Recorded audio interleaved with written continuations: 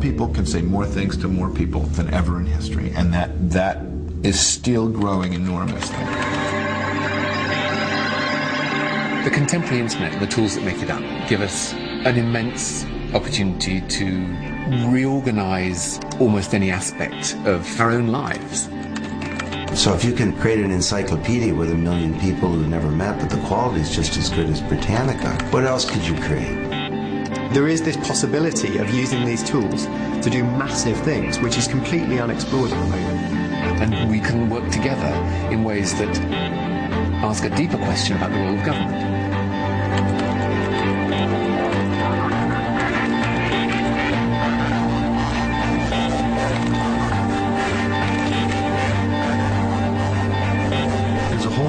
That's emerging where we become part of the government. I think we've got the technology that any voters in Parliament could be offered to the entire country. This is a very profound change. I'm not talking about people lobbying outside parties influencing government. I'm talking about unbundling and reconstituting what is a government. A revolution doesn't happen when society adopts new tools. It happens when society adopts new behaviors.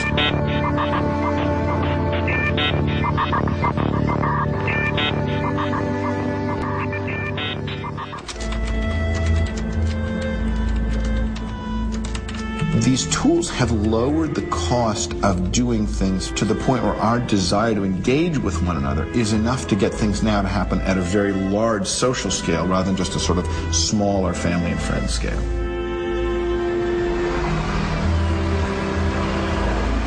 My name is Eric.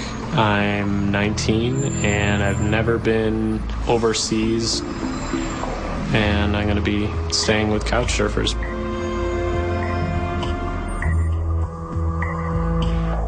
Every face I see is completely alien to me, and I'm not really used to that. This urge that we have to socialize, to connect, to be recognized, to have social status, that plays out in these technologies a lot more easily than it could in the world of, broadcast media or newspapers or mass communication in the 20th century sense of the term.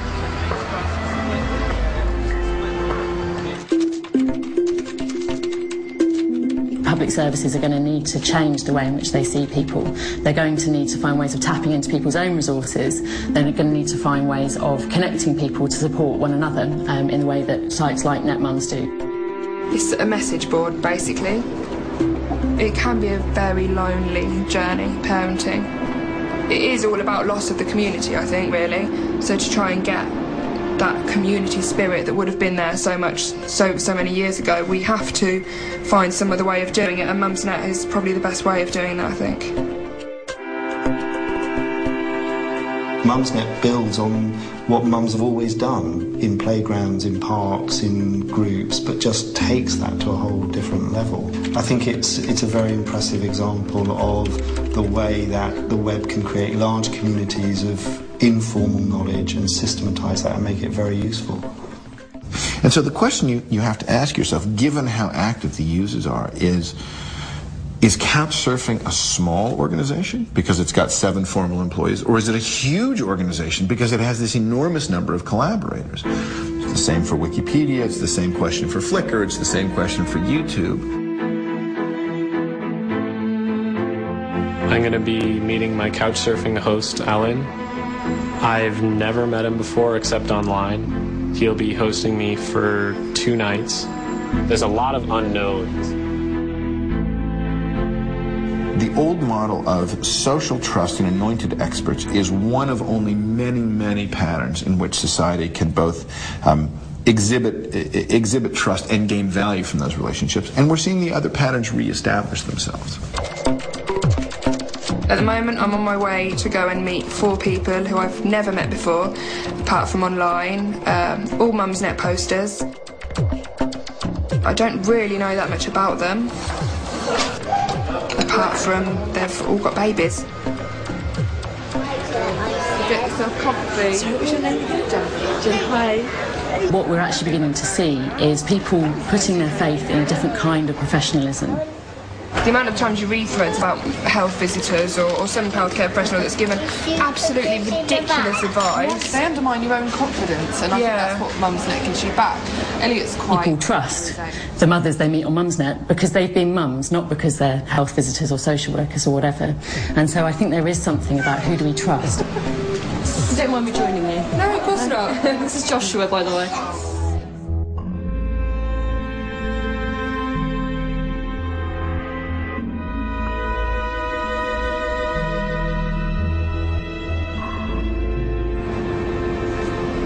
It's not as dangerous as you would think. I'm not too worried about what he's going to be like. There is clearly an issue of safety and trust. Of course it can be unsafe at the margins, and of course there are predators and charlatans.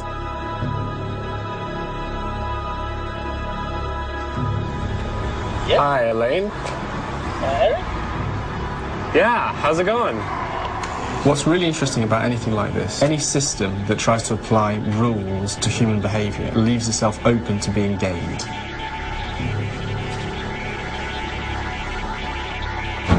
It's scary, not everybody can cope with it.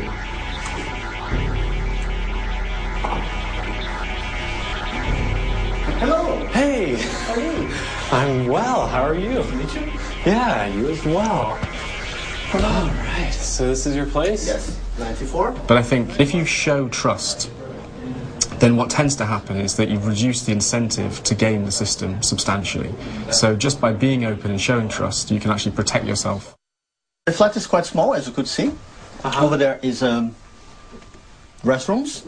Okay. And I usually share my time with the kitchen and the couch surfer.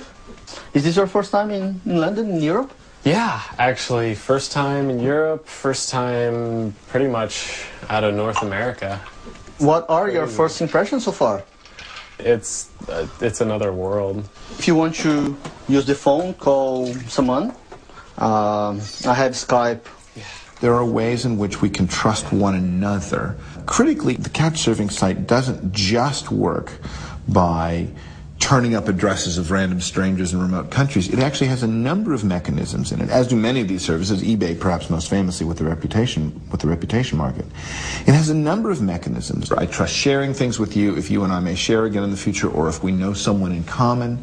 And all of those patterns, which were previously limited by the lack of real group communication tools, have now reappeared. Help yourself. Enjoy the food. Hope you like it. Okay, yeah, it smells amazing. In the beginning, it was kind of interesting because I joined and I wasn't really quite sure what I was going to find out.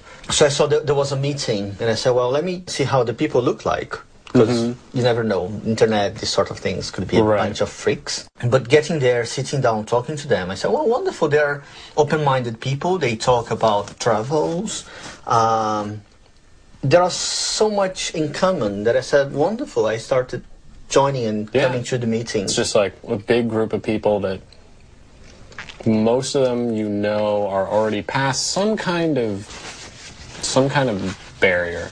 Right. Wherever you go, you can just immediately make a connection with somebody. That I like going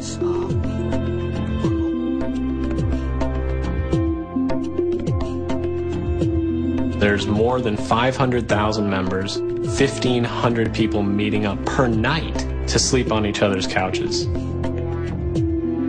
Can you trust the first thing that comes up when you search on Google for a bit of information about a health condition you have? Can you trust that more than the doctor? The fact that if you have lots and lots of people collaborating and sharing information, actually the good rises to the top, and there's a kind of self-policing that's going on.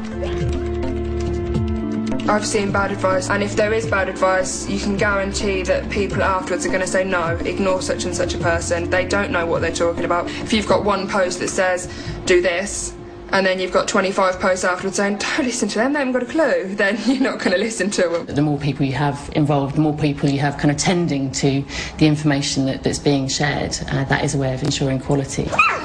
It's not like you get advice from one person, you'll get advice from 25, 30 people within minutes. It's like you post a thread, now though I'm the one running along, like, oh look, I know that thread, I can post you the links. But yes, You want a vaginal birth? Oh, of course you can have one. Here you go. Have a look at this. This is the reason. You would trust other mums more than you would trust, you know, the health service or, you know, government policy or, you know, best practice papers about how to bring up children and so on. And so the motivation to kind of network on a peer-to-peer basis and help each other is quite high. And so, you know, it's a very simple economic model in terms of how you invest your time and your attention. Hello, welcome to Directionless Inquiries. I'm trying to find the nearest cash machine. I'm outside Shoreditch Church on Shoreditch High Street. Okay. The basic idea is this, is that if you're out on the street and you've got a mobile phone, you phone this number and you're connected to somebody that happens to be able to answer a question that you need to know. The London number is directed really at people who've registered for the system and have expressed the fact that they know something about London or about a particular part of London. So you can phone that number and you'll be connected to people with that local knowledge. It's basically like a virtual telephone exchange. Yeah. Here we go. And basically I phone up a number and they'll tell me, they'll tell us anything we want to know. I don't really mind talking to somebody in a call centre in Bangalore, but it isn't always the best place to get information about what's happening next door to you or down your street. And especially if you're stuck somewhere and you need to get to a pub that you don't know the name of, or you've lost the details of where this or that is. It's quite nice just to be able to help someone on the way by giving them directions, for example, or by just imparting a bit of your wisdom that you've gained over the many years of being on this planet. Yeah. There is something in the fact that that kind of gift economy has always been there. It's just that it's remained invisible, and partly what kind of social media is beginning to do is bring that gift economy out into the open to make it more tangible. The cost to you of sharing one piece of information is a lot less than the benefit that you get back from, you know, everybody else's information. So, you know, it's like the old adage, you know, you've got one thing to teach and you've got lots and lots of things to learn. And I think that model is present in many of these sites and these phenomena. If a system can actually give people responsibility and actually allow them to act in a positive way, then they would do that. They would do that with gusto. They're connecting on the basis of highly relevant similarities. It's not generic do-gooding. This is highly specific and highly individualised, and therefore far more powerful. Whether it's travelling on a budget, or whether it's being a mother, or whether it's being someone who feels they need a bit of help from a friendly stranger who's been in the same situation. Everything can be fulfilled by allowing people to help each other. So far through Elaine, I've met quite a few people, and within just a few days I've already hung out and met tons of people in a city that seems otherwise unfriendly. Nice. Find the manner of which. Okay. Yeah. Exactly. And it's just the beginning of this fantastic phenomenon. It's really a very powerful force for good, the potential for people to connect in this way. It's just about creating the circumstances that allows people to do that. And I think that, you know, there's so much stuff out there which kind of treats people as if they're going to mess things up, or they're incompetent. And I think that our approach to people is that generally they are competent, and that they might mess things up occasionally, but, you know, if you offer them an opportunity to help, they will gladly take it, and they will get a warm feeling, as I always get a warm feeling from doing the stuff that I do. What's happened in the 20th century, I think, was really the anomaly. We're actually seeing a reversion to a very common and deep human pattern of doing things because we like each other, doing things because we care for each other, doing things to get recognition and to get sort of reputational capital.